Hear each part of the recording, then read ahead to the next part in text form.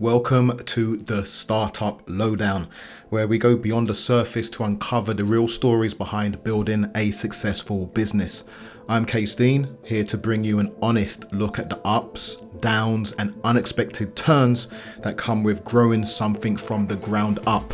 In this podcast, we focus on the human side of business, the tough decisions, the resilience, and the values that drive purpose-driven leaders. Join us as we dive into the personal journeys of inspiring business owners who are committed to making a real impact. Let's get into today's conversation. Episode of the Startup Lowdown. My guest today is Maranda Taylor. How you doing, Maranda? I'm doing great. Could you tell me where in the world you are before I get into your bio? So I am in the middle of the United States in little old Omaha, Nebraska.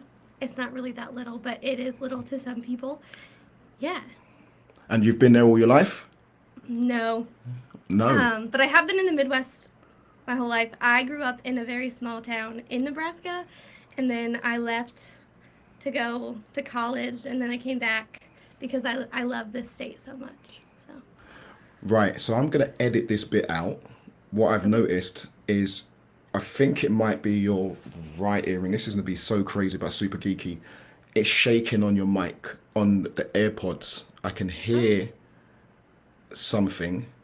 Yeah, I think we might be good. I think, because when I look at it, one was down, but the other one wasn't. So I think we're good, and it's fine.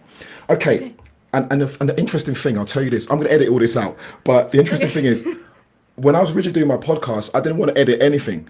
So normally I'm just going through, but more and more I'm having to do little edits. It's just the way it is. Anyway, into your bio.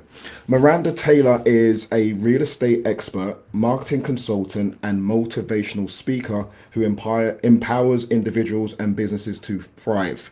As a realtor, she easily guides first-time home buyers, while her consulting firm, Charm and Strategy, love that name, delivers impactful branding and digital solutions. Through her podcast and motivational talks, Maranda inspires resilience, self-worth, and growth, all while fostering community collaboration in her hometown, Omaha.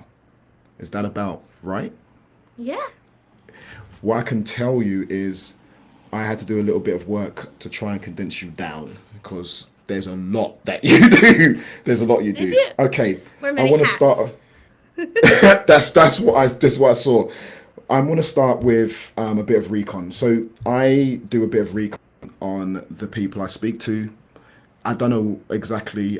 I can't really explain why I do it. It's almost like trying to uncover stuff. So a lady I spoke to first, I looked at her YouTube channel and found out that she had over 200 and something videos, and asked her which one of those videos does she think had the most views. She didn't know. It was a great little conversation. So things like that. For you, this is what I can tell you, which I thought was really nice considering the times we're in. I stuck your name into Google and it turned up in AI overview. It turned up into, so at the moment with Google's Gemini and their AI, and it's going to, I don't want to really get into SEO. It's going to change SEO and how SEO works, but it will do its own little summary of what is found, and that will end up before, right? So that ends up before the search, right? So you ended up in an AI overview, which I was super impressed by. And what it told me was there are many people with the name Maranda Taylor, including a family nurse practitioner, a business consultant, and an author.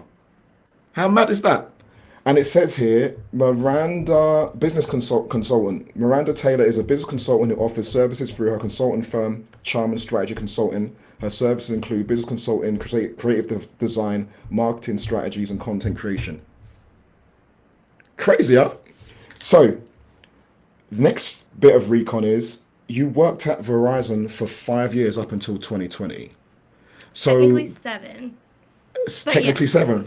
Okay, cool. Just the last 2 years What, wanted to wipe it out? Okay, we'll find out what happened there. But the interesting thing is, for a lot of people like us, for me, when I'm looking at the timeline, Yeah. it's sometimes easy to see at the point somebody was like, no more of this. I'm going to Yeah. go and do this. And then for other people, you can see this progression where it's like, yeah, makes sense. But with you and what you've just now said, there seems to have been, okay, you talked about being a motivational speaker and helping people. So my feeling is for people like you, I'm the same. It means it's always been part of your life. You've always been that person. But from Yes. a professional point of view, and when it comes to going out on your own and doing your own business, could you talk me through Verizon? If you want to skip over the 2 year, whatever the hell happened there, and then moving into creating your own business, how did this come about? Well, long story short, actually, it's always long story long, but that's okay. I I thought I would be working corporate America forever because I went to college for metallurgical engineering, Oh, and wow. yes, yes. Look, that is very important fun fact because it just explains kind of how my brain works. So, I went to college for metallurgical engineering, and I would have thought that I would have been a metallurgical engineer. And I met a First of boy. all, Yeah. for the audience, me included, what is that? A metallurgical engineer is somebody who studies metals and how they react with things and how they're putting things. A lot of metallurgical engineers will work at steel mills, um, like gold mines, and have different aspects of just like working with like the natural metals. And there's some other stuff too with like polymers and things like that as well. That's what they do. Uh, Wow, no, and there's not. It's not something that I want to run over. I'm super interested, and plus, my son at the moment, he's starting to be a mechanical engineer, and I think I just like anything with engineer on the end. But when it comes down to what you just explained, what what does somebody come to that engineer for, and what does that engineer help them do? so like that particular engineer will like figuring out how to make something tougher. One of the projects that my department was working on when I was there was like working on heart stents and how they react with like blood and things like that so they can expand and contract. Uh, Sometimes they'll work on lots of biomedical stuff happens. Blacksmithing is a big part of metallurgical engineering, and so is welding. Um, with metal, like coming up with new, interesting ways to make metals stronger than they are, and just kind of yeah, just that's what they come to them for. And then like when you work on like a mine or anything like that, like there's mining engineering, but then the metallurgists also have a particular role and certain things there as well. That's absolutely So amazing. And was there a favorite part or preferred part for you of all of that? working with my hands, uh, I I love I loved being in the lab, and I loved like all the extracurricular activities that came with my department and the fun things that we got to do.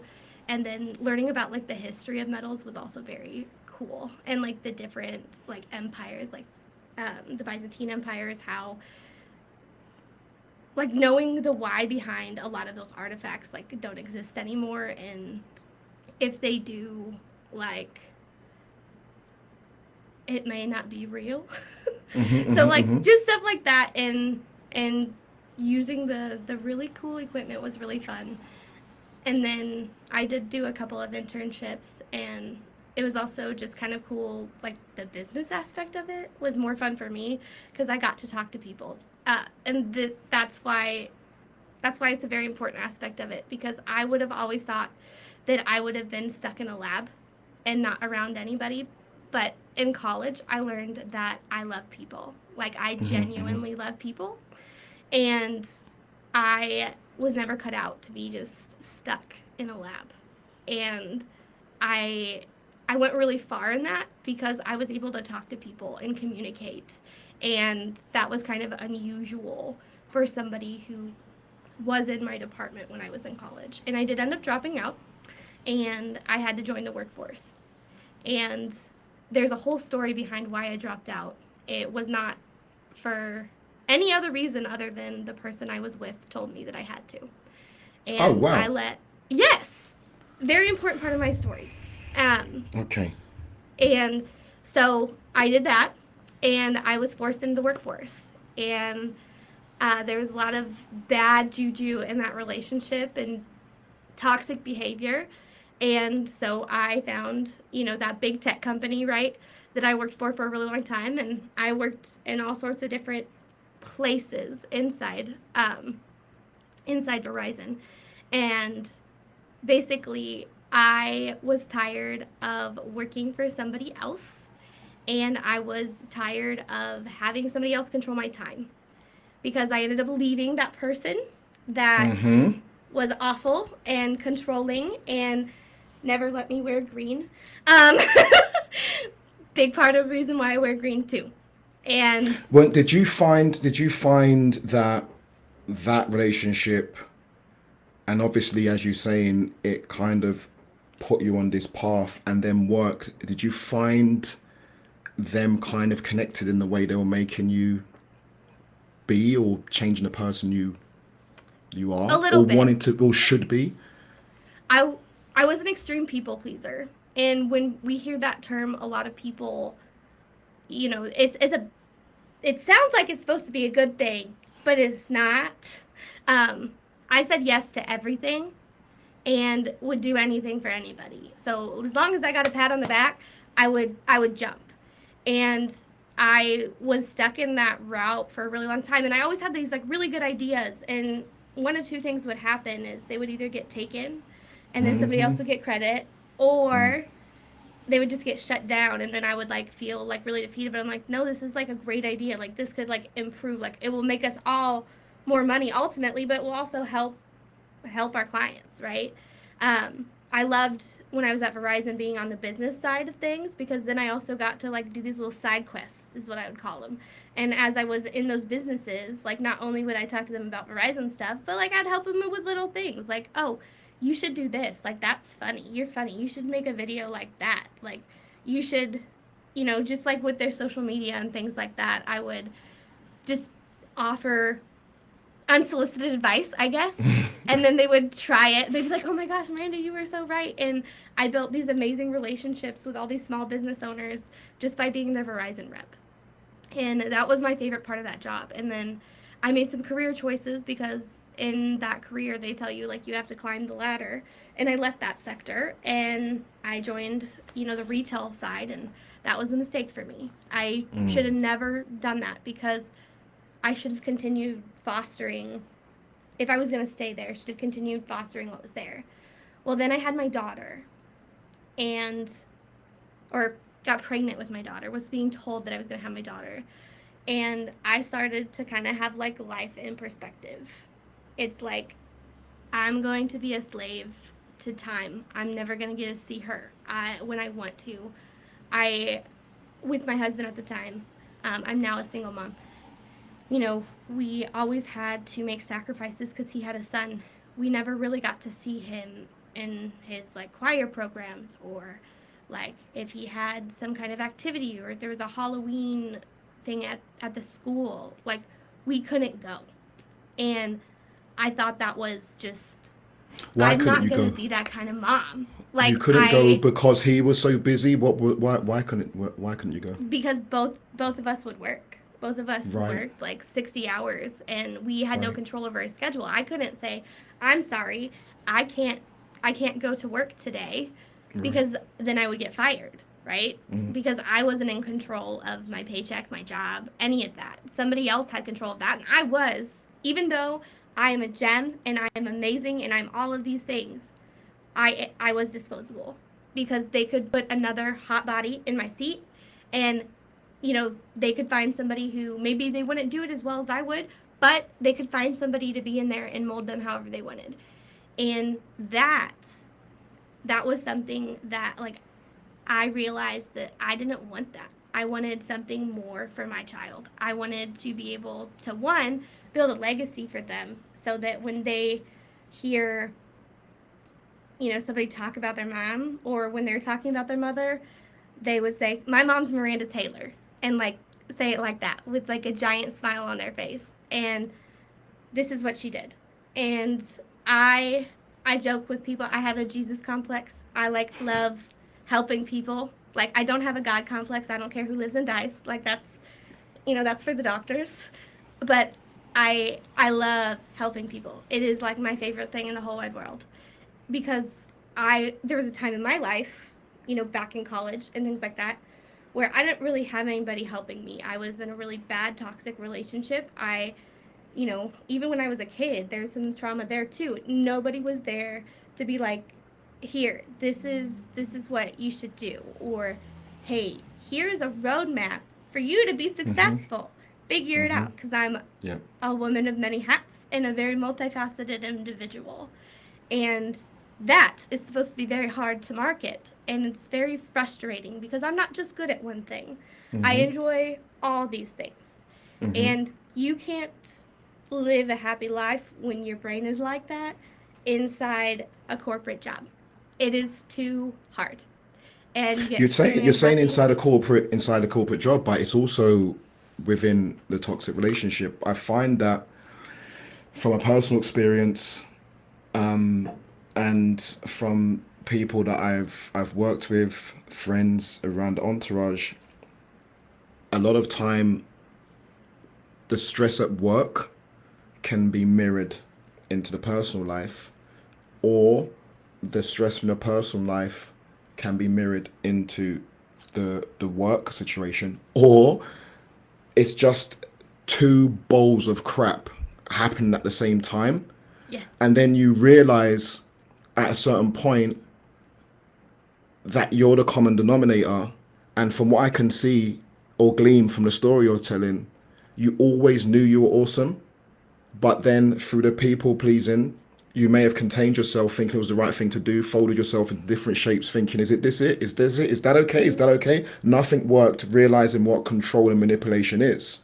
And then Yeah. realized in a way you need to break all of these molds, because as much as you are awesome enough to make it all work, these entities are not doing anything for you. They're actually Right. kind of draining you of your color. Right. And that was a very hard lesson to learn. And my worth was on the floor. My worth was on the floor a really long time. I didn't start to get worth until I had my daughter. Once I had her, I'm like, no, she deserves to have self confidence. She deserves to be told she's beautiful every day. She deserves all these things that I wasn't necessarily getting. And, you know, relationships are tough. My husband ended up getting diagnosed with schizophrenia and father of my kids, and that was really tough. And had to navigate that, and it ended in a divorce, and it was awful. And all of those things, all of that stuff, leads directly into like my entrepreneurship journey and how I got there. Like, I'm a single mom now, and realistically speaking, I don't think I could support my kids without being an entrepreneur. And In don't the, get me I wrong, mean, is that in the way that you would like to support them, or at all? Because that makes it sound like you're not making any real money, and I doubt that you're in a situation where you can't make a bank. So is it more to do with you wouldn't be able to support them in the way you would like to there you support go. them? Yes. Okay. Like I would like no matter what kind of, when you're a single parent, no matter what kind of job you have, or no matter what kind of career you have, like there's going to be different sacrifices that you're going to have to make. And the beautiful thing about entrepreneurship is the sacrifices I'm making now for them are not going to have to be the sacrifices I'm going to have to make when they can remember. My kids are 4 and 3. Right. And when they can start remembering memories and things like that, they're not going to remember me stuck in the office all the time. They're going to remember all the good times that mom was Nice. home and we built this whole entire life. And that's really why I got into entrepreneurship.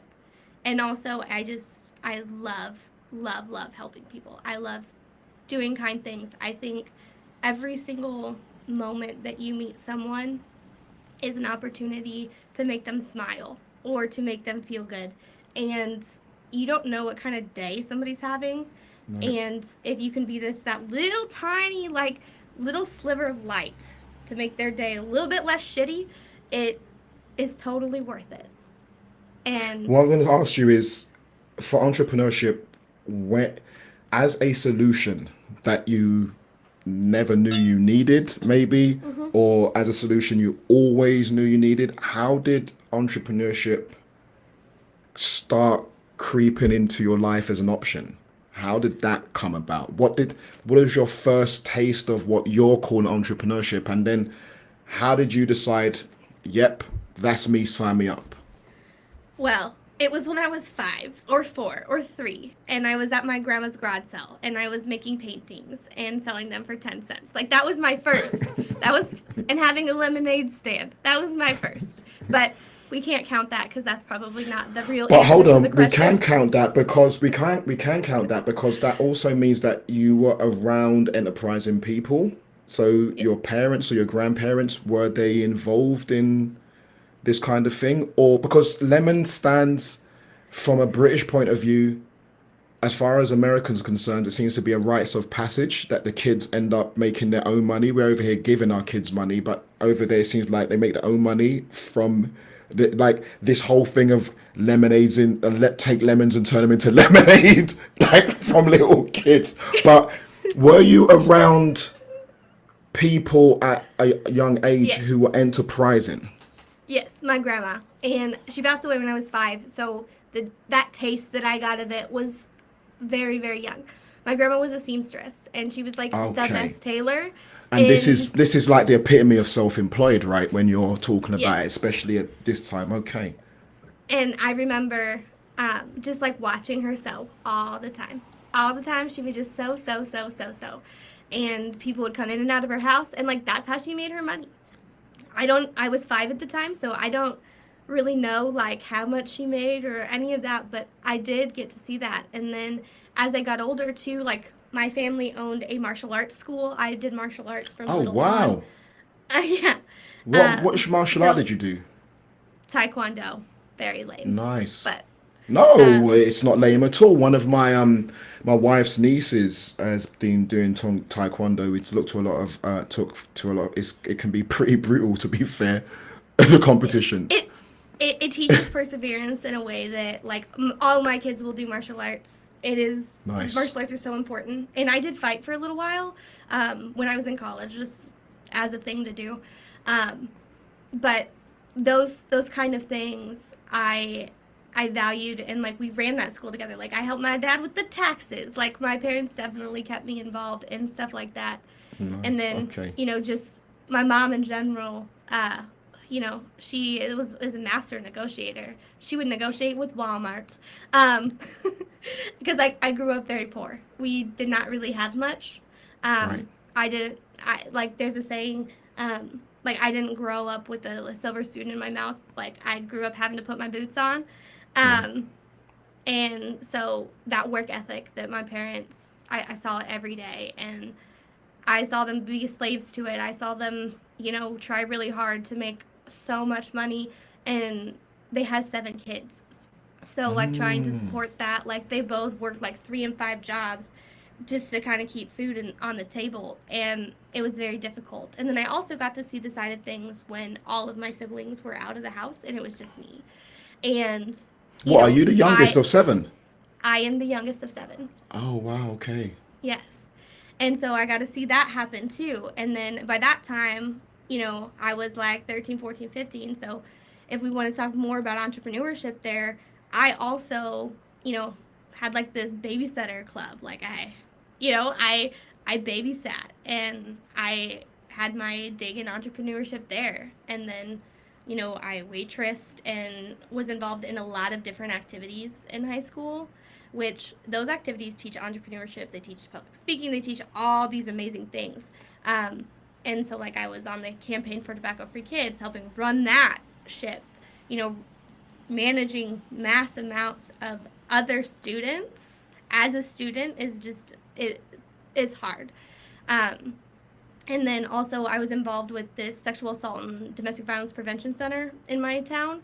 And I got to kind of see how that was ran. And that was really cool to see how a small nonprofit was ran. A very, very fascinating. And then I went off to college.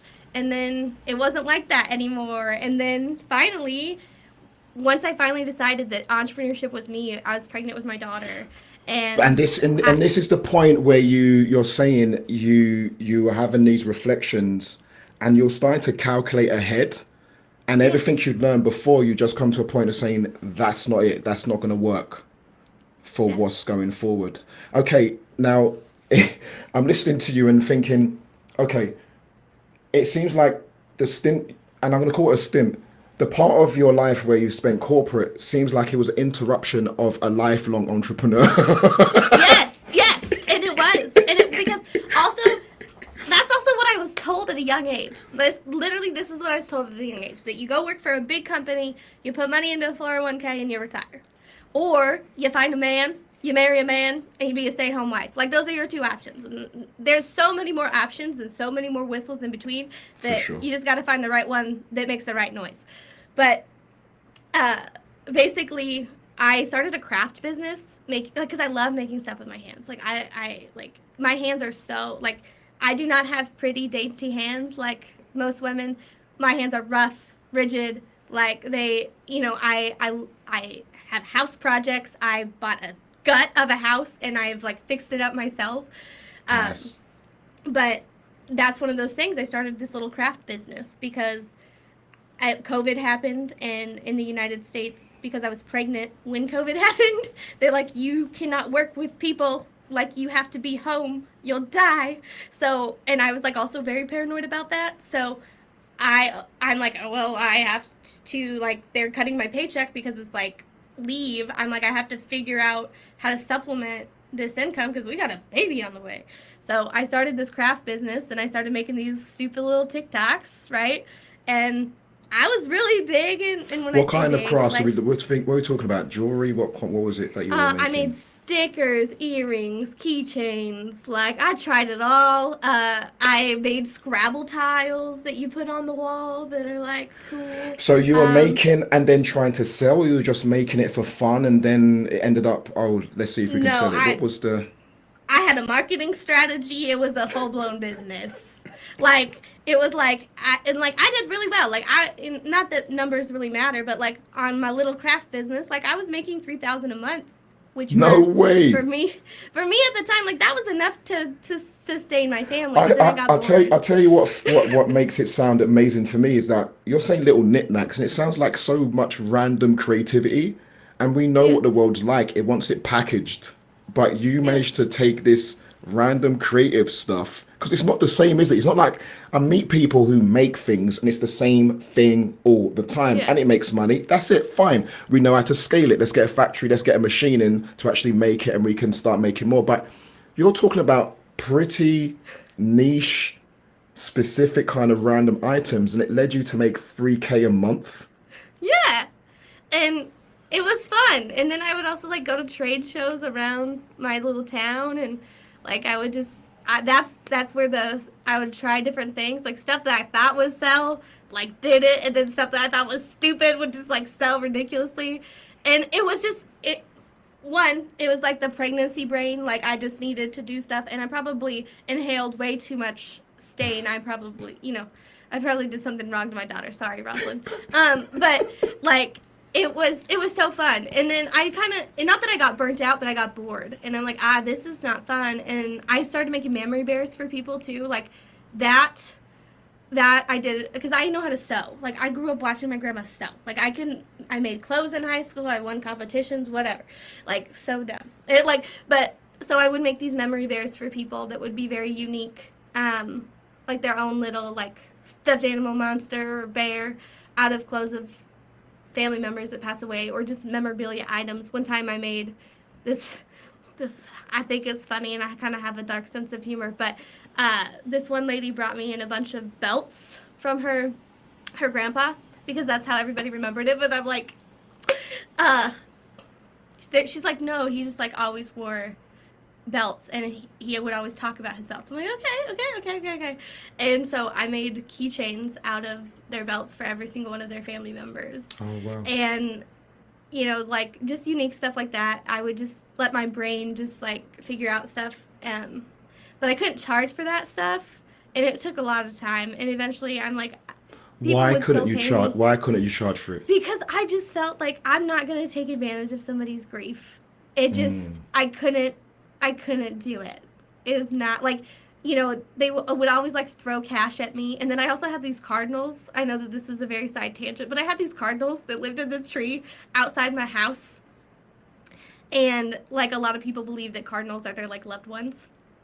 So every single time that they would come to pick up their memory bear or their memorabilia item, like we would spend 30 minutes outside sobbing because they thought that the cardinal was their family. And Damn. it would Damn. be It's not a very good situation, is it? For actually no, turning around and saying, and here's your invoice. yeah. Okay. And so I was just like, I love to do it, and it's not like I was hurting or anything like that. So it was just those things, and then I had a friend who had cancer, and I made a bunch of T-shirts for her and fundraised a bunch of money for her, helped her get through that. Like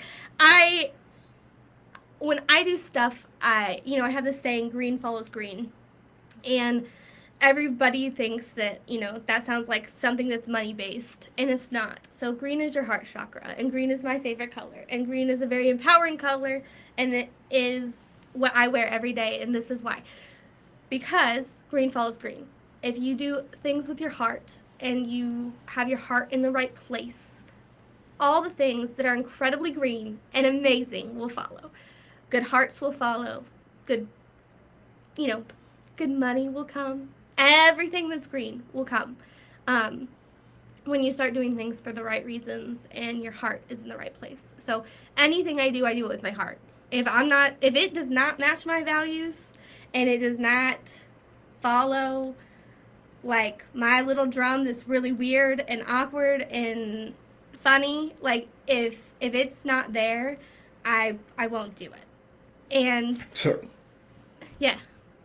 I was going to say, tell me about Charm and Strategy. How did that come about, and what is the story behind the name? Okay.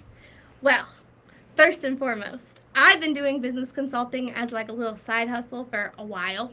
I just have a lot of weird knowledge because of all the little things that I've tried and failed in my life. Or like also when I did work for Verizon, I saw so many business owners, and I would have like be at these tables that I had absolutely no business being at with CEOs trying to sell them shit, that I would literally like I would get all this information, like these free little nuggets of information, and I'm like, why is it like this should just be like people should just know this, like this should be in the book. But and so like I always kind of did that, and people would pay me for my time.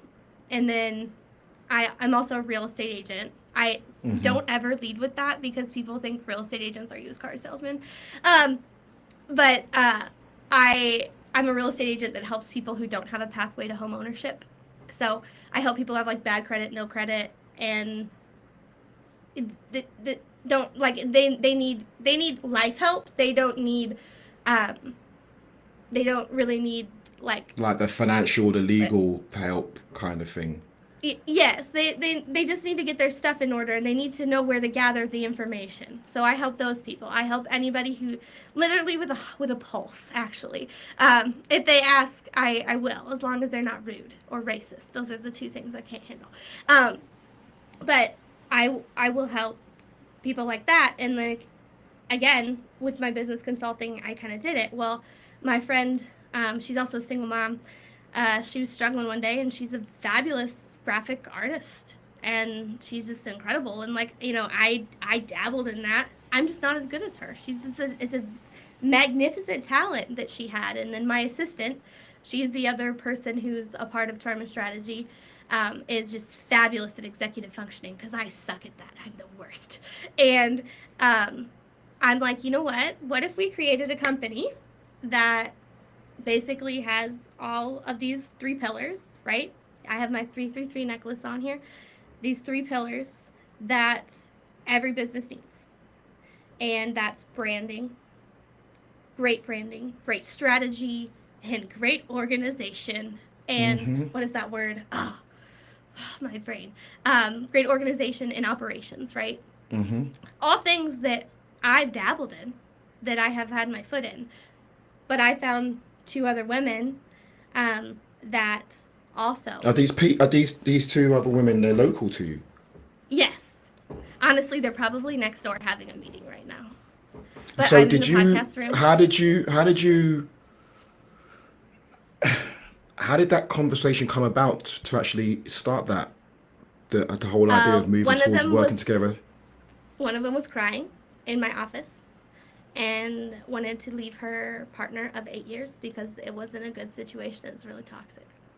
And she's like, but he makes all the money. He does all these things. How am I going to do it? And I'm like, well, let's open a business. And that's how that conversation happened. And the third person, how did she get? She's my assistant, and I do everything with her. And I just figured it would just make sense to make her a partner, because she So deserves you it. so you didn't go from you did, didn't you? You had the consulting, business consulting, and then you kind of scaled up with two Yeah. like-minded people into charm and strategy. Yes. And then the name.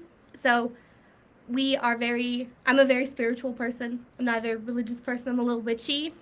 I'm into the woohoo and like manifesting and like all of those things that we took the word charm, right? Like charms, like magic, like Okay. fun, That's where that comes from because we integrate that into a lot of our business practices, not in a way that is like we don't do potions and things like that, but we talk a lot about like No, I manifesting, just I just I just had a thought of new clients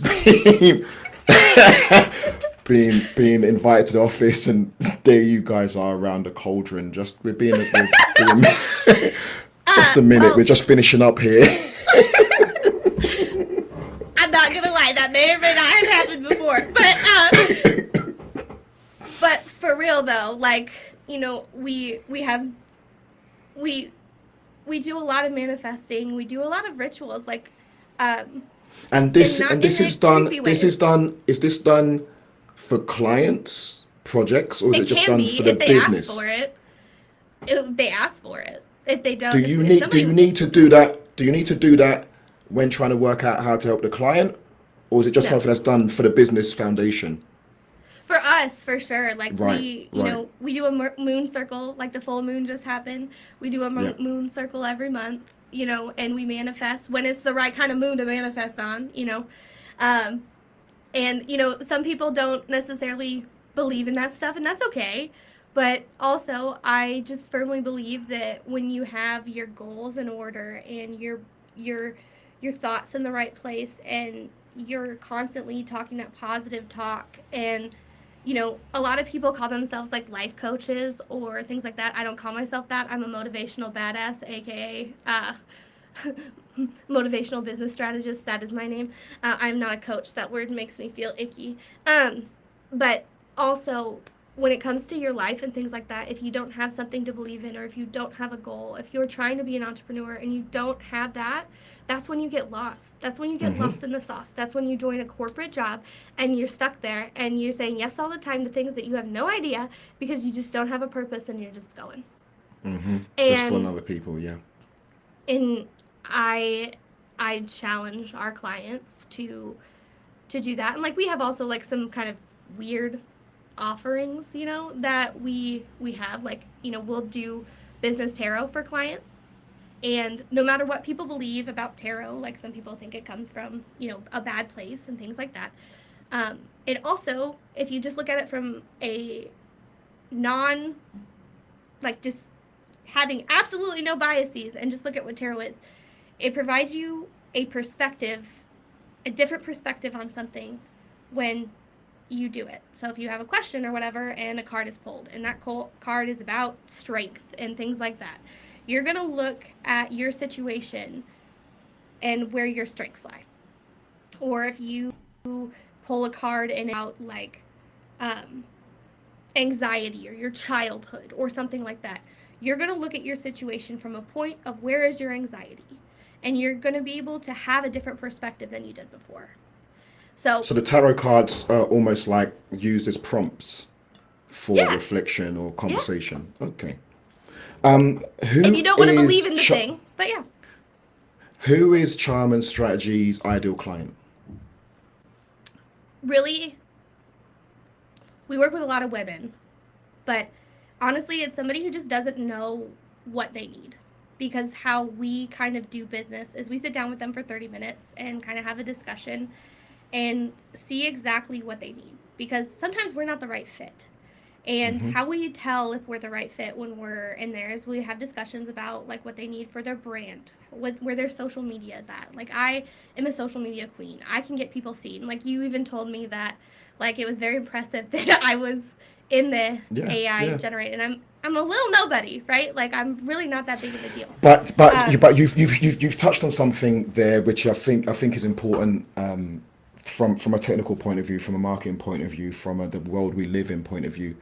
The fact that you're in the AI overview, for me, from a technical point of view, is very telling on the content you've given to the internet about yourself. Miranda Taylor, for me, isn't a name that is rare, right? I mean, I looked, and even you've got Miranda, and then there's Miranda. But when you put these two together already, it's just come up with three out of how many there are in the world. But for you to pop up like that is really highlighting how much content you've get, because where it's pulling it from, isn't it? It's from the internet. So when you're talking about being really good from a social media point of view, what exactly is it that you, because one thing you've already said is talking from the heart. I understand yeah. that to be, and you've also mentioned very early on about not posting for posting's sake. hmm What is it? How do you approach social media? Be very blunt and very bubbly about it because that's just my like trademark. You post on social media what you want the world to see and what you want your legacy to be. Okay. And sometimes you do it for fun. Okay? I love doing the stupid TikTok trends. It's a blast. It makes all of us laugh in the office. We get to make weird faces. I get to use my eyebrows. And it just shows people who you are. I also have this saying where everybody needs to know who you are and everybody needs to know who you are. And if you are an entrepreneur, if you are somebody who's trying to get yourself out there, authenticity is always the way to go. And again, I compromise my values for a huge portion of my life, which I will never ever do again. So the content that you create should be a reflection of who you are on and off the screen. And I will die on that laurel. You don't need to make a crazy persona like Eminem. You don't I was need to about do to. that. I was just about to ask you about that, because there must be people who get what you've said, but in actual fact, what I find to be true is it's not a failing of the person as much as the effects of the systems that we live in, that you can hmm say that and it actually is difficult for somebody to do because they actually really don't know what their authentic self is. It's just been so long. Exactly. Exactly. And the perfect person for Charmin strategy is somebody who doesn't know who they are but wants to find out. Because Right. we look at things a lot like I in life in general, I look at things from a very we'll use the word holistic standpoint. Not a fan of it, but I will. Um, every single person is unique in their own way and they were built to be that way. We were all built to be incredible. We all are enough. Every single person that walks through the door is worthy of all the air that they breathe.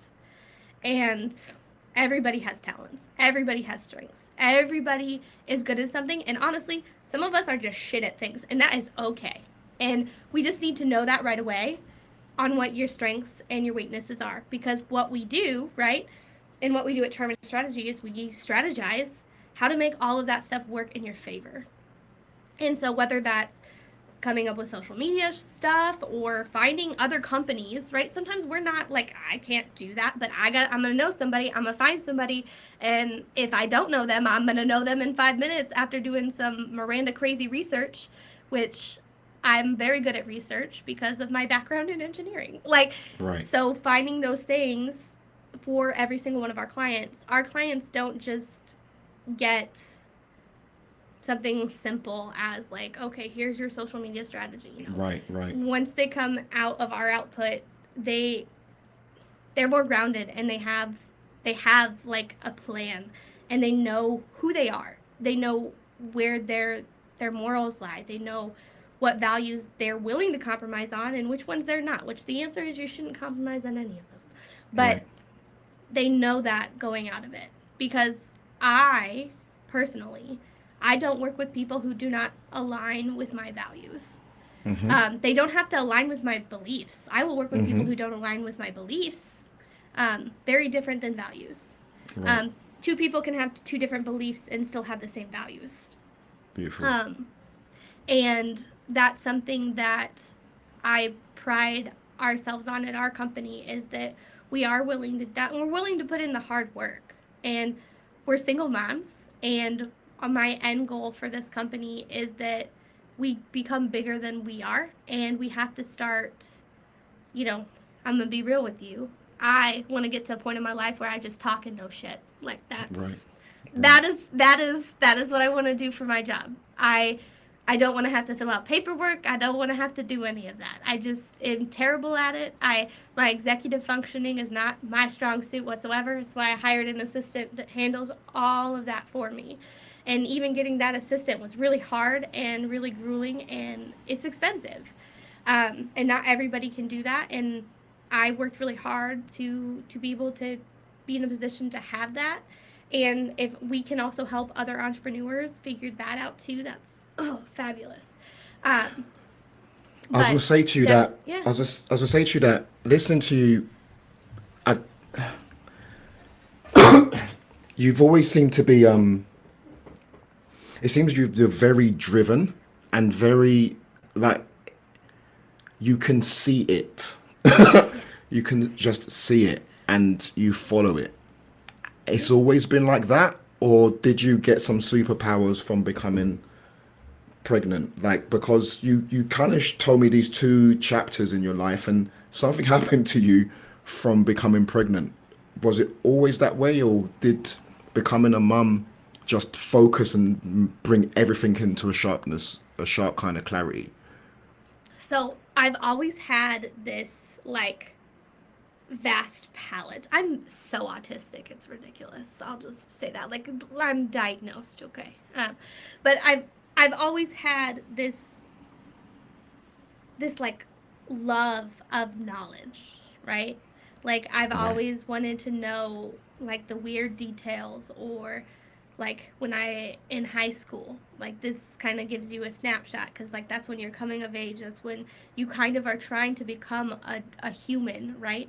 um, I had some catastrophe happen when I was a kid, and it that impacted my life too. And I'm not going to get on it on this podcast because I just don't think it fits the bill. But it is a huge portion of my life, and I do talk about that as well, um, because I did lose a baby in high school, and so maybe it was the pregnancies that did that. But um, and when I was in high school, I did like hmm, I want to say, and I don't think this is an exaggeration, but I think 16 different activities, and they were all across the board. They were all Right. different. So, like, I was in robotics, I was in FCCLA, which is like the Family, Career, and Community Leaders of America. I, did the campaign for tobacco free kids, so that's like politics. I did speech. Um, I've always wanted to, I've always been that kid that's like, she talks too much. She needs to be quiet. And I'm Right. like, nah, I don't want to do Right. that. Um, and I've always been somebody who has been so empathetic, and I've always cared for people, and I've always had that drive and that perseverance, because even I have two black belts. So like Beautiful. I've I've worked really hard my whole life, right? I've always had that drive. And we do this thing at Charm and Strategy called human design. I don't know if you know anything about it, and that's okay if you don't. Um, but there are like four different kinds of people. There are well, maybe five. I'm not the expert on it. Ashley's the expert on it, but I'll give you the gist of it. Um, like, they're generators, manifestors, projectors, reflectors, and then sometimes you can be a combination of them if it's equal. And they all do different things. I am a generator. I'm a generator through and through. I am able to just keep going. Like, it doesn't matter how tough life is for me. Like, I can just keep going. And I'm a 3-5, which is are my numbers, okay? And what that Okay. means is I have to do things the hard way. I have to do it myself in order Right. to keep going. And the other numbers in my life, which I don't know them, Ashley's read all of my things. But I'm one of those people that can, like, just keep going. Like, it doesn't matter what kind of anvil is dropped on me, what kind of hardship it is, like, I will still stand and I will But still go. does that also mean that it's a bit of a negative when you then look back on the things that you kept going at for way longer than you should have? Oh, absolutely. And those are called blessings, lessons that turned into blessings. Because now that I'm older, wiser, all of those things, I know that this about myself, right? I'm 29, so I'm 29 years old, and I'm still young. You know, I still got a lot of life ahead of me. But I very much have the right kind of people in place now to prevent me from that. Like, one of the biggest things that I learned early on in my entrepreneurship career is how important having, like, I hate the word coach. I hate it. I hate it so much. But how important it is to have coaches or people who have kind of gone down the path. So I try to get myself uh, like an advisor. I'm gonna call them an advisor. I Yeah, like that word yeah. so much better. Um, like advisors to help you guide through things. Whether it's therapy, because therapy is for everyone too. Whether you have a therapist, that's helping you through your personal, journey, or like an actual business advisor that is going to, you know, drive you, or a financial advisor. Like, the amount of people that are going through home ownership that have never talked to a financial advisor in their life. Oh my goodness. It makes me cry because yeah, sometimes they just want to take your money and whatever, but there are good ones out there that actually have the heart, right? And so that's something I encourage all my clients to do as well, is like focus on doing that. Focus on, getting your finances in order, looking at your life, like talking to the experts. Like, you can invite yourself to a table that you've never been to before and just say, hey, I'm here to learn. And you can take whatever you want out of that table and move on to the next one. Sometimes you may feel like it's a whole bunch of bullshit, and that's fine. Like, you can think that, you can say that, you can do all of those things. But also, there are times when you learn nuggets of information that you would have never learned before if you just didn't invite yourself to that table, like this table today. I've never met you before. I had no idea who you are, but I invited myself to this table. You asked, and I said, hey, I think I have something to say, and I think I want to come to this table. And now we have a connection that we didn't have before, and it's a useful one, right? You live in the UK, which is way far away, and I've never been there, and I really want to go. So I've never been where when you are either. It's just you've hit upon something that I think we do take for granted, and everything you said I've echoed just in the meeting today about the importance, especially as technology is increasing, for the human connection to come more to the forefront, for things to be more human centered. I think it's super important because what made me what made me very excited about everything I was doing, which is more to do with automation, behavioral marketing. If you press this, this happens, that flows through that. I love all of that kind of geeky stuff. But what was exciting about it when I first started it was what I told clients all the time. I need to understand how this works human to human without the internet or any technology so that I'm able to then digitize it. It was I such an important part of everything. But now that there's so many buttons that can be pressed to do things that can simulate stuff that humans do without them actually doing it, avatars doing videos for you, I feel like the human part of things is coming down. And it's a shame because we're losing a lot of our power and influence over our lives, collaborating with others because we're feeling no real need to be connected in a human way. And this, you coming on today and speaking to you, highlight of my day because such a small thing like, I'm going to do a podcast and let me just see about who I can get on it. I have no idea of the people I'm going to meet. They send me a bio like you've sent me the bio. A lot of the time, bios, websites, business cards, they never can fully represent the person you're going to meet. It's been absolutely amazing speaking to you, and I'd love to speak to you for hours because why not? You're just, like you said, you're awesome. And you know, when people can say they're awesome, and then you're like, yeah, you're not actually that awesome. But then you can meet somebody who says that you're like, I don't think you know how awesome you are. But talking about everything you've said around the work you do with first home buyers, as someone who helps first home buyers, what was your experience purchasing your first home, and how did that shape your approach to guiding others? Okay. Well, I bought my first home all by myself without a man. And I say it like that very proudly because it's a big deal. Because in the United States, we did not get that right till 1975. Mad, So yeah. I have to very much flex Oh, that go ahead. muscle.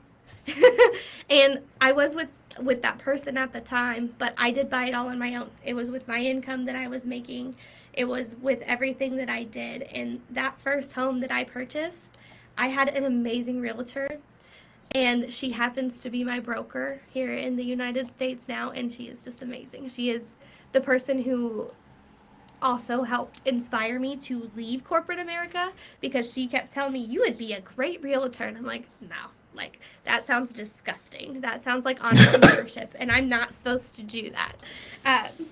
Sounds like a lot of things I don't want to do. But she kept pushing me and pushing me. And the house that I bought, I love projects. I bought a project house. I've had mold in my house. I have had carpet in the bathrooms of my house, which is just gross. I have redone every single room, some way, some form. Some of them are halfway done. I was pregnant with my daughter, and I really wanted to paint the bathroom, but there was wallpaper at the top, so it is now gradient chic. I did not want to remove the wallpaper, so I literally painted up until like right before the wallpaper. I'm like, I'll get to it later, and I never have.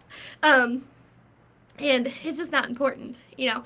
And now it's a funny story. So then when people go into my bathroom, they're like, it's like half a done. I'm like, yeah, it's like gradient chic, you know, old lady versus, you know, the new gray paint. But it is one of those things, because I bought a gut of a house. I know so much about what can go wrong and also what can go right. You know, how like equity works, things like that. I utilize that, and I emulate Tracy. Tracy was my real estate agent and my broker now all the time. She's just a fabulous human being. She is one of those like little green dots in a world. And what's funny is our logo is also green because it's called Kelly Realty, and it's I've cute. seen this, And a yeah. little shamrock. And it's one of those things that, you know, I want to emulate her. And she gave me some of the best piece of advice. She's the person who gave me the advice of everybody needs to know who you are, and everybody needs to know who you are. And I've kept that, and I've like rolled with that, and I've helped other people roll with that. And that is what kind of I want to inspire other young women, men, whoever really. Like I said, if you have a pulse, I want to inspire you. It's really what I want to do to, you know, build wealth, and you can truly build wealth through home ownership. And that's why I specialize in first time home buyers, is because, you know, I could move on to like $1 million houses or things like that that maybe would make me more money. But I do feel like people who are first time home buyers really do need somebody who is an expert. And I enjoy it. I enjoy challenging my clients. I enjoy being blunt and bubbly with my clients. Um, Being able to just be like, hey, you know, we really have to think about our choices here. Like, do you want to be stuck in this? Like, do you, I love the fact that I get to be that way. And that's how Tracy was with me. You know, she really did a fabulous job when I purchased my home. And I love my house. Is it a little bit full right now? Yeah, it is, you know, but it is my house. It has 2 fireplaces and 1,000 square foot master bedroom. So like in and I bought it for super cheap. I bought it for $160,000, and Wow. now I have no idea how much it's worth. I haven't even done the CMA on it. And I love talking to my What's clients about what's that. CMA? Oh yeah, I can't remember what the C means, but basically it's a market analysis to tell whether or not, like how much your home is worth. Um, I hate acronyms. Sorry that I did that. No, no, no, it's no Rude. problem at all. Okay, uh, what's been the hardest decision you've had to make in your business, and how did you stay aligned with your vision while making it? well, I also have a third business, and that was the hardest decision. Sometimes when you go into partnerships with people, um, that's harder. And a big decision I had to make, honestly, was kind of letting a business die. Okay. And, and like rebuilding it. You remember how we were talking earlier about how like sometimes we do things for longer than they need to, or I do things for longer than they need to be done. So I'm like, I can revive it. Like I can do CPR for hours. I got the muscles. Yeah. Um, that has been one of those things is like figuring out when to stop. Like when to have those like hard conversations like, hey, like this business legitimately isn't working out. Like we have to put it to sleep. Like it can't And happen. why wasn't it working out? Is it because it just wasn't successful, or was there a problem with the partnership itself? A little bit of both. I think one of the biggest pieces of advice that I can tell people is, you hear it a lot, like don't go in business with friends. And I think you can go into business with friends. My better piece of advice than that is you need to go into business if you're going to do any kind of partnership. You need to go into a partnership with the proper expectations, and those expectations have to be outlined. And use an attorney or use another professional or a third party to help negotiate that. It's like a prenup. Prenups are a labor of love. You're making all of decisions when you love each other, and it's same with business. You're making all of the decisions when everybody is very much excited and ready for something new, and that needs to be outlined on a piece of paper. Yes, you're going to have to adapt to change and all of that great stuff.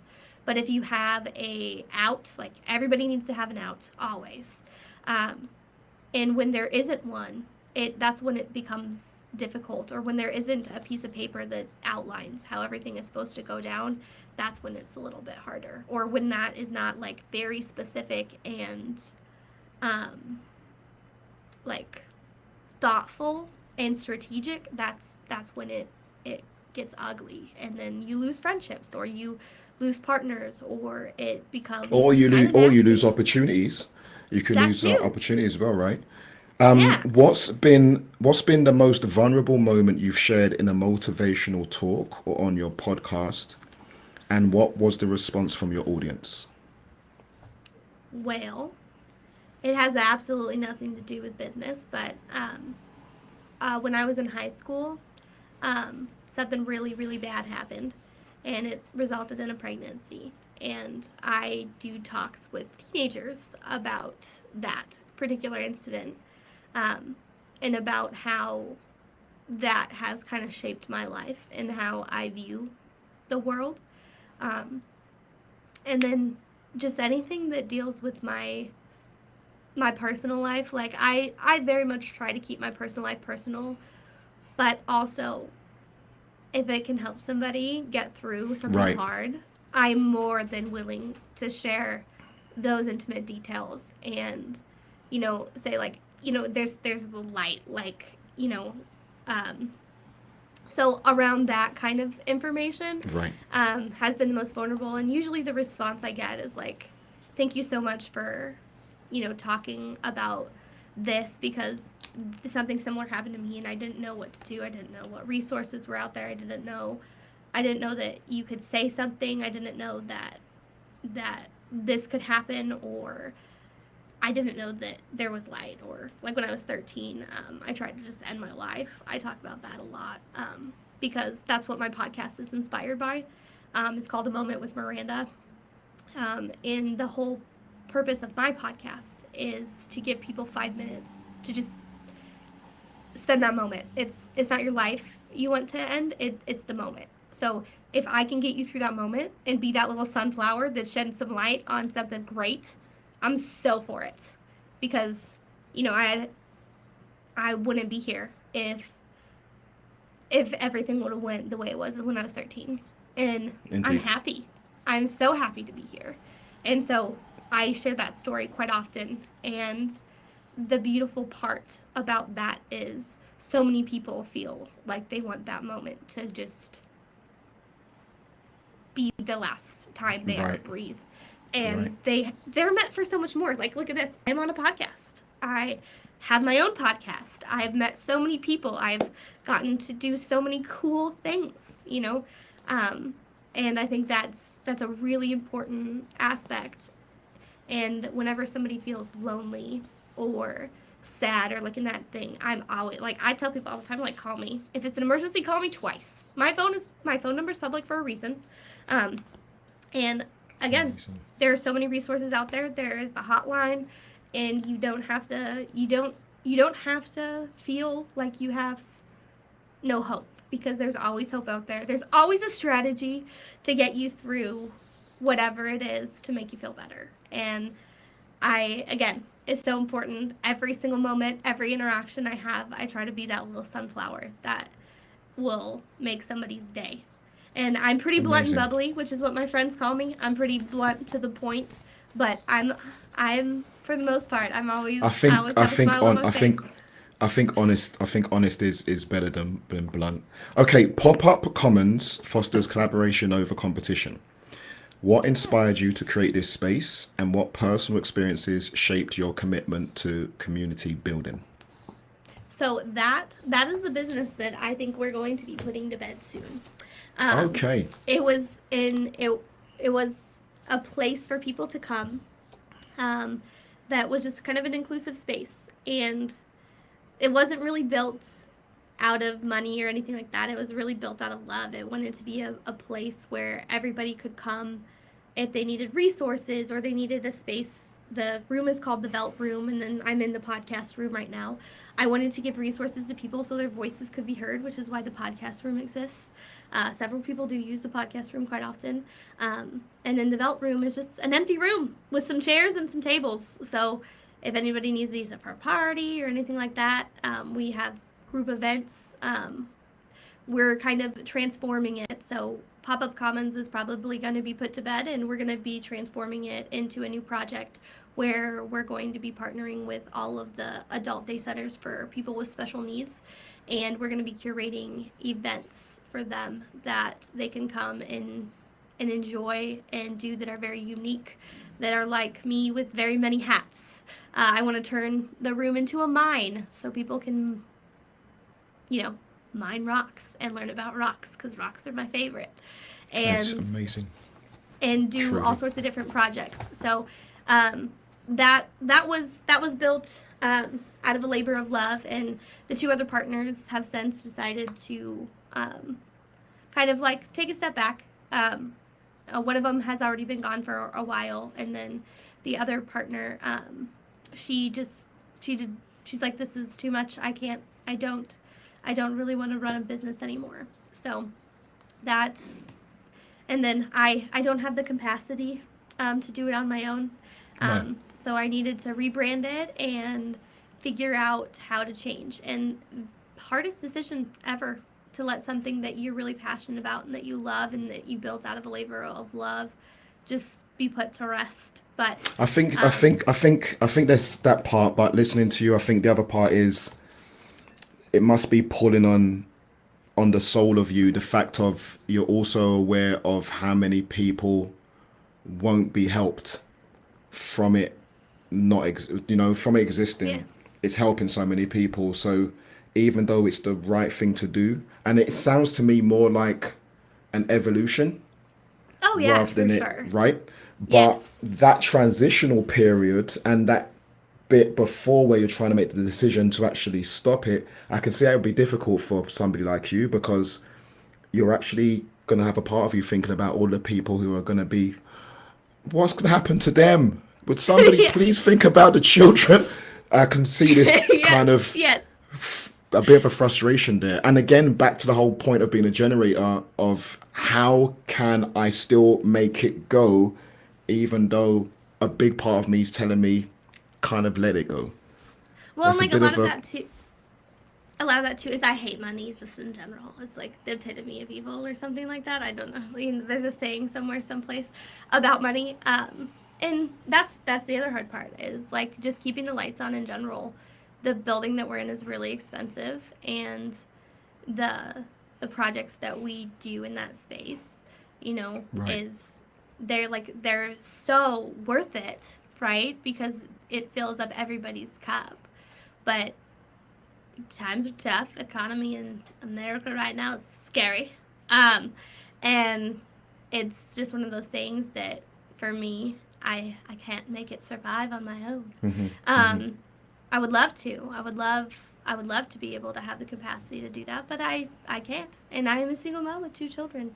Yeah. Um, and so I always love thinking about others, but I also sometimes have to not and kind of not be selfish, but you know, make sure that my family is the forefront of everything because that was the point. That was the whole point of entrepreneurship was being able to provide for them in a way and support them in a way that nothing else would be able to. And That when it leads takes away into from that, good. when it takes away from that. Yeah, when it takes away from that, or having to be here. Another thing too, I think people forget about is time is the one currency that we can't get back. For sure. And when you have something that does take a lot of your time, um, and maybe it's not beneficial to you in the ways that it should be, um, that's also kind of hard because you you have to know that that's what it's doing. And even if it fills up your cup or anything like that, or it becomes a frustration, if it's hard on your family or if it's hard on some of those values, you are compromising your values even though it doesn't look like it, Right. especially with time because you can't get it back. Um, I always tell people I missed my son's first steps, and I will never get those moments back. Um, he and I missed them because I was opening up a business.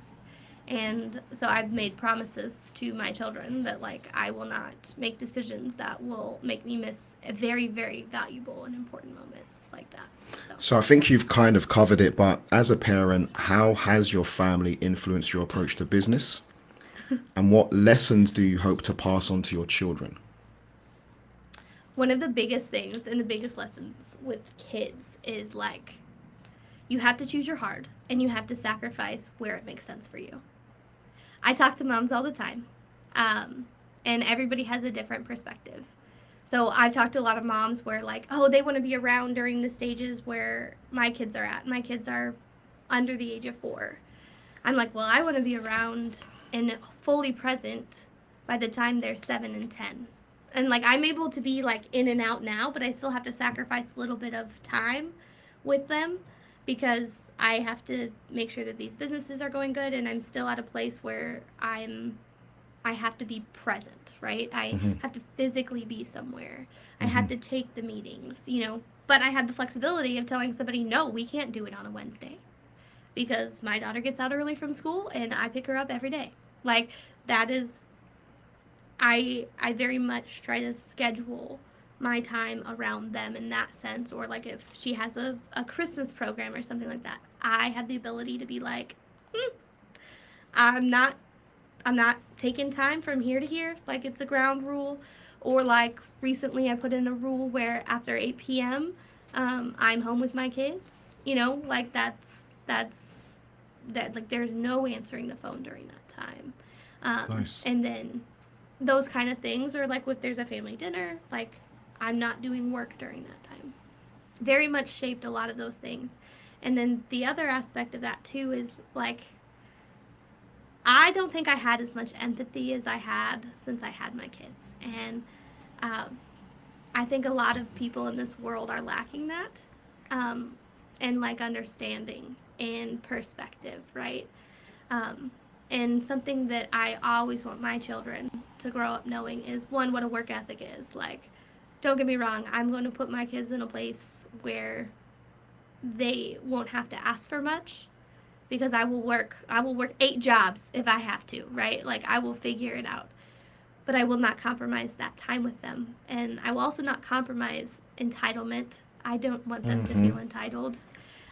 So they will always know a work ethic. They will have a service job, like at least at one point in their life, even if it's for 3 months to realize like this is not what I Yeah. want to do. Yeah.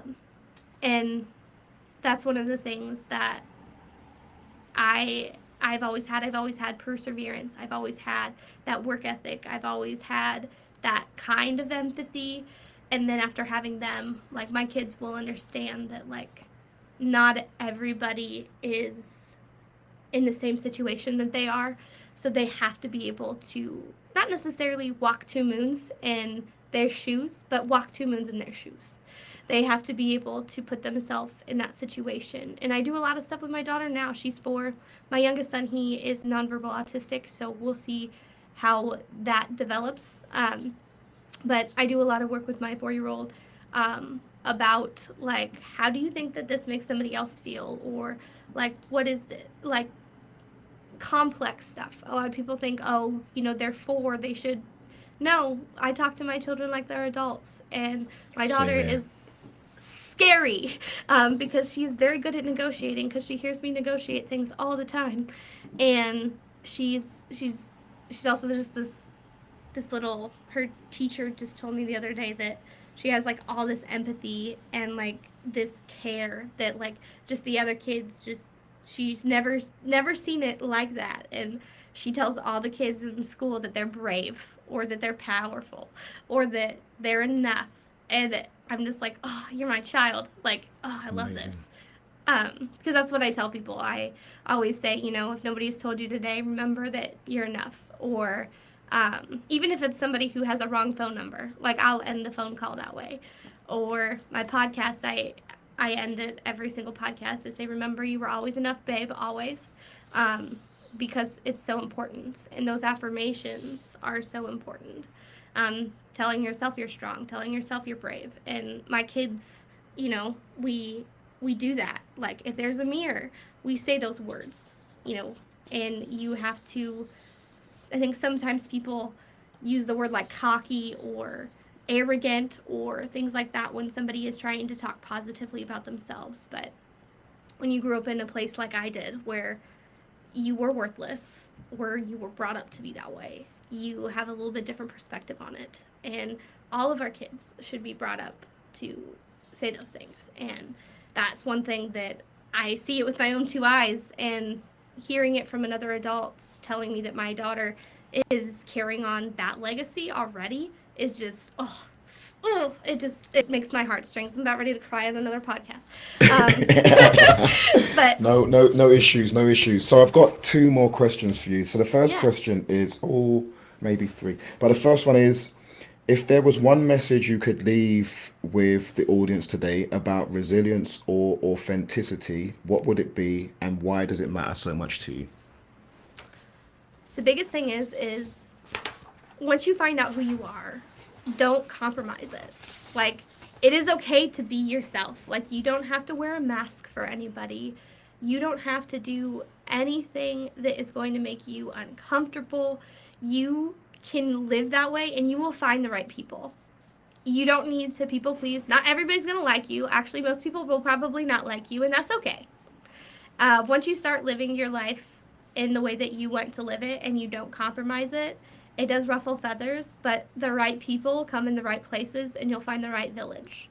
And you always have to remember that you are enough. And no matter what shitty thing is happening, I promise you, like, it will pass. Like, count to 10.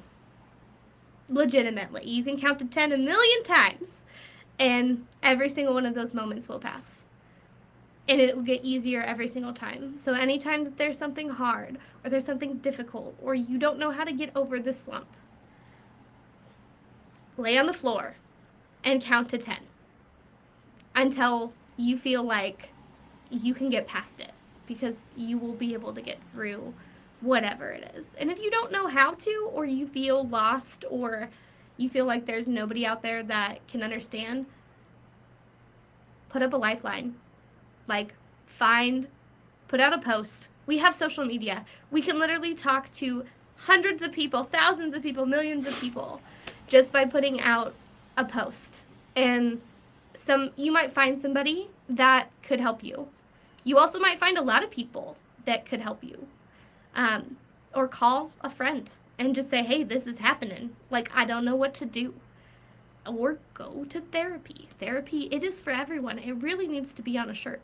The therapist that they've helped me through so much, and I don't think I would be the person I am today had I not had a therapist. Just in general, I think I would be a shut-in and like not talk to people at all. Yeah.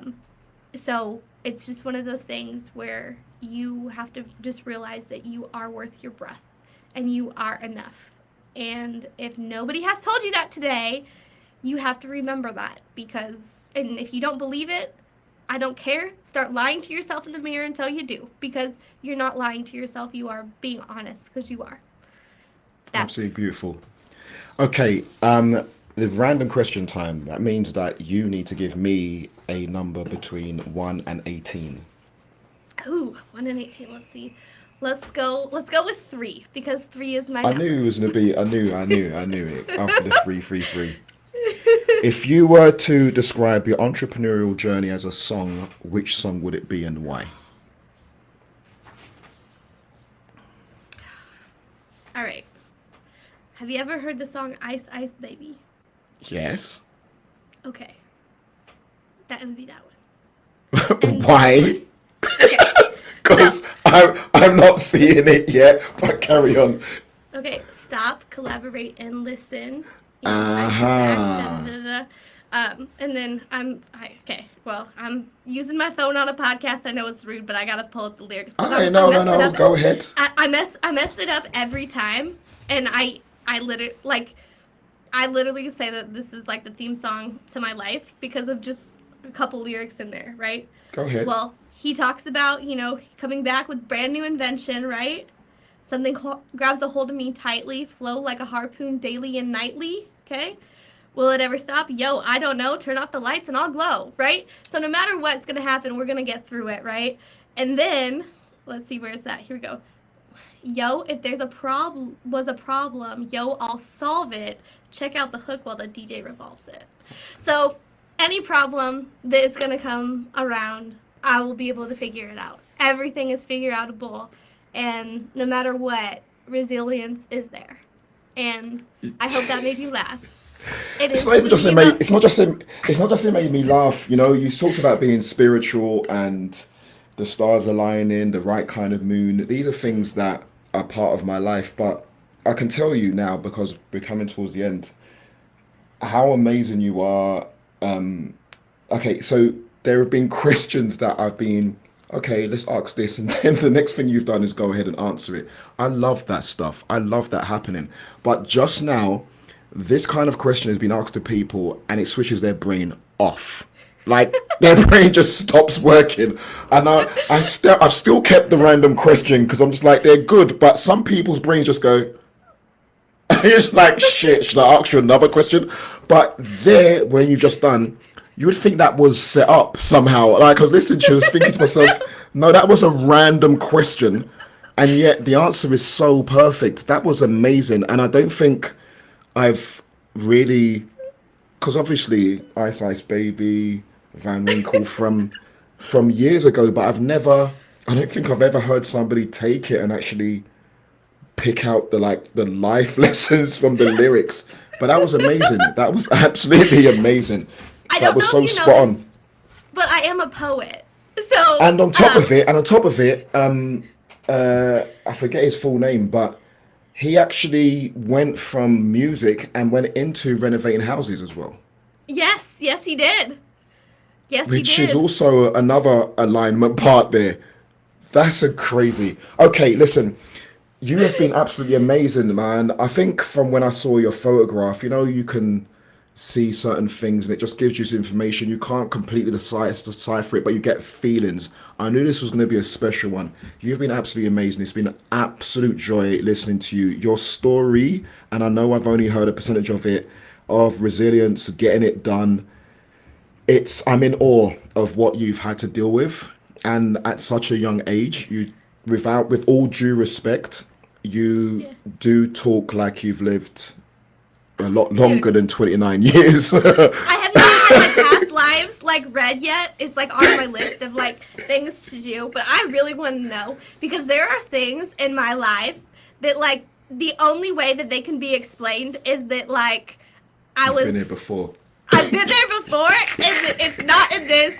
It's not in this timeline. It's in a different one.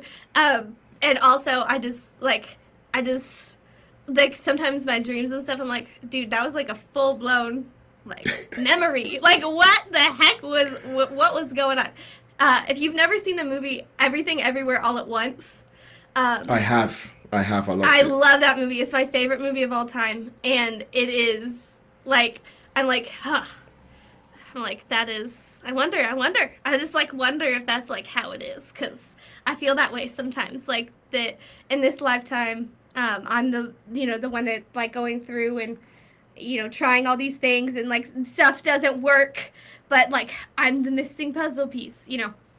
But No, you've just been amazing. What I would like to ask you though is if anybody wants to get in touch with you, find out more about you, work with you, what should they do? Where should they go? well, obviously they can Google me. No, I'm just kidding. That was a horrible joke. No, Um, carry on. Well, you can find me on Facebook. You can find me on all the places. I have a link tree, and I'm gonna butcher the URL, but all of the things that I do or like I talk about is like attached there. So it's linktr.ee/we found home, and you can find everything there is to know about me and like my phone number if you really want it. Like uh, my assistant sees everything. So you can find me there, and that's to find all the things. But I am on Facebook. If you want to listen to my podcast, I'm on Spotify. You just literally look up A Moment with Miranda. Just don't spell Miranda wrong. All right. It's Maranda. Not MI. Um, Yep, right. Mine is my parents' names put together, so that's why it's an Really? A instead of an I. Yes, Mary and Randy. Yeah. Ah, it's interesting because my son, we actually for my first son, we created a surname specially for him because we weren't really for my first relationship, we weren't very much interested in taking either of our surnames. So his Yeah. surname is actually a mix of both our first names. So That's it's crazy. great. I I've love never I love heard the anybody else say that. Well, and like my daughter's name is Roslyn, but it's Rozlyn, and it's because it's my grandma's name was Rita, and I didn't want to name her Rita, but she loved roses, and I had the Z instead of the S's because in my family lineage, as I'm getting to know that, and we have a grandma Zena and a grandma Zelda, and they were very strong women in their time, and their stories were just fabulous. So her name is a combination of all the strong women in my family, including my mother as well. Her middle name is Elizabeth, and my middle name is Elizabeth, and my mom's middle name is Elizabeth. So her name is Roslyn Elizabeth, and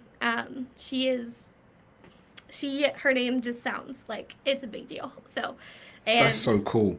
the Z is so important, and whenever her teacher spells the name wrong, because she's 4, right, and sends back, I will send back her stuff, and I will literally like highlight the S and put a Z, and I said it's really important because Yes, for sure. the Z is powerful, and I'm like, please don't spell my daughter's name wrong, and if she's spelling it Rosie, it's Rozie, because Absolutely it, beautiful. it matters, and the letters matter. They do indeed. So again, two other moments of alignment. What's going on? My grandmother on my mother's side's name is Rose, Hmm. and my first son, his name is Dejan, and normally that would have been spelled with a J, but it's actually spelled with a ZH, because that syllable actually makes the j, yeah, makes actually the Yeah. j sound. Interesting. Back to the whole That's so point of the cool. Z being super important. Miranda, you've been absolutely. You've blown my mind several times speaking to you. You are a force to be reckoned with. And I'm going to put all of the links and everything in the show notes. I really do thank you so much for spending the time with me today. As you said rightly, we are. Oh, something happened there. Can you hear me? I can hear you. Can you hear me? Cool. Yeah. As I was saying, as you were saying, we are connected now, and I Yeah. look forward to speaking to you again, and in the future at some point, find out more about the work you're doing, and everything. I'm just really blown away. I feel like it's Friday, but it's only Monday. It's just been so amazing speaking with you. Okay. Thank you so much for joining us on this episode of the Startup Lowdown. I will see you on the next episode. Bye bye. Thanks for tuning in to the Startup Lowdown. I hope today's conversation brought you fresh insights and a new perspective on the realities of building a business. Remember, success isn't just about profit, it's about growth, both personal and professional. If you enjoyed today's episode, consider subscribing, leaving a review, a comment, and make sure you share it with everybody who might benefit from these candid stories.